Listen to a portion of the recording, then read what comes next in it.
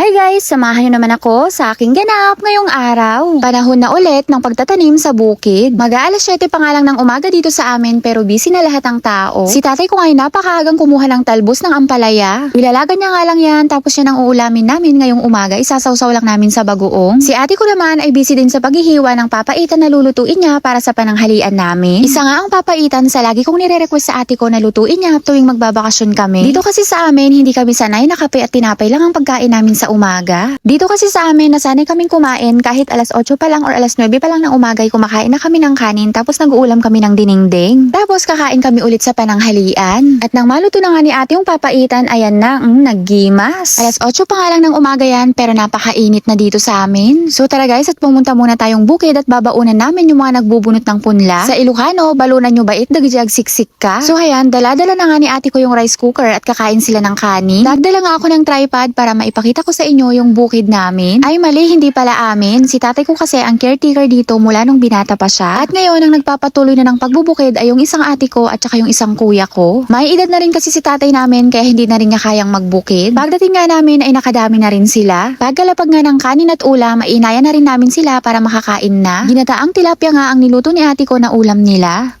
Habang kumakain nga sila ay ako munang magbubunot ng punla. Namiss ko na nga rin ang gawain na ganito dahil matagal-tagal na nga rin akong hindi nakakapagbunot ng punla or agsik ka ako na dati Ilocano. Sa mga hindi nakakakilala sa akin guys, laking bukid talaga ako. Kaming magkakapatid ay naranasan naming magbukid kasi tinutulungan namin dati si tatay. Pero hindi namin naranasan ang magtrabaho sa ibang bukid. Dito lang mismo sa binubukid namin. Tulad niyan, pag kami dati ang naghahatid ng baon ng mga nagtatrabaho sa bukid, nakikitulong na rin kami. Kahit napakadaming uod ng punla ay nakitulong muna ako sa kanila dahil namiss ko rin talaga yung ganitong gawain. Nakipagkwentuhan nga muna ako saglit sa kanila dahil kilala din nila ako dahil nung sumasama pa ako sa bukid ay maliit pa lang ako. Simula kasi nung nagkaisip ako, sila na yung iniimbitahan ni tatay na magbunot ng punla namin sa bukid. Habang abala sila sa pagbubunot ng punla, dito naman sa kabila ay nagtatraktor si kuya ko. Yung isa ko ang ate at yung kuya ko na yan ang nagpatuloy na ng pagbubukid dito sa bukid ni tatay. Sa pagbubukid niya na nga rin binubuhay ang kanyang pamilya, dalawa na rin ang anak niya. Ready yan ma-videohan. Tignan nyo naman at may pakaway-kaway pa. Hinahapunan naman ay tutulong akong magsibar ng bunubon. Diyos mio, ano bang Tagalog ng agsibar ng bunubon? Bukas kasi magtatanim na sila kaya kailangan yung mga binunot na punla ay kailangan ibunong-bunong na sa mga kinilang ay apo nagrigat talaga. Bahala na nga lang kayo guys at ipapakita ko na lang sa inyo kung anong gagawin ko. Sa mga oras na nga iyan ay umuwi na talaga yung mga nagbubuhat ng punla. Sabi ko magtira sila ng ilang piraso at ako ang maglalagay sa ibang kinilang. So ayan guys, nagbuhat na nga ako ng punla at ikakalat ko. Para bukas magtatanim na lang yung mga magtatrabaho. Pag magtatanim kasi ng punla sa bukid, ang tawag sa amin ay magrae. Kung trabahong bukid guys, eto ang madalas kong maranasan, ang magbuhat ng punla. Kaya sa dati magbayad si tatay ng tao para magbuhat ng punla, kami na lang, tulong-tulong na lang kami. Madali lang naman at bubuhatin mo lang yung punla tapos ikakalat mo. Medyo nakakapagod nga lang pag medyo malayo na yung pupuntahan mo. Medyo mahirap lang din kasi maglakad kasi maputi. Pero okay lang naman, caring-carry at namiss ko din talaga yung gawain ganito. Dati nga nung dalaga pa ako, pagkatapos naming magbuhat ay mamumulot kami ng kuhol para may ulam kami pag uwi. At para na rin mabawasan yung mga kuhol dahil sila yung kakain ng mga itatanim na punla. Nandyan pa nga si kuya ko at halos katatapos lang ng gawain niya sa bukid. Tumigil na rin siya at pahapon na din at malapit na magdilim. Yun lang muna guys for today's video at sana nakarating kayo hanggang dito sa dulo. At kung nagustuhan nyo tong video na to ay palike and share naman, fa-follow na din. Yan na guys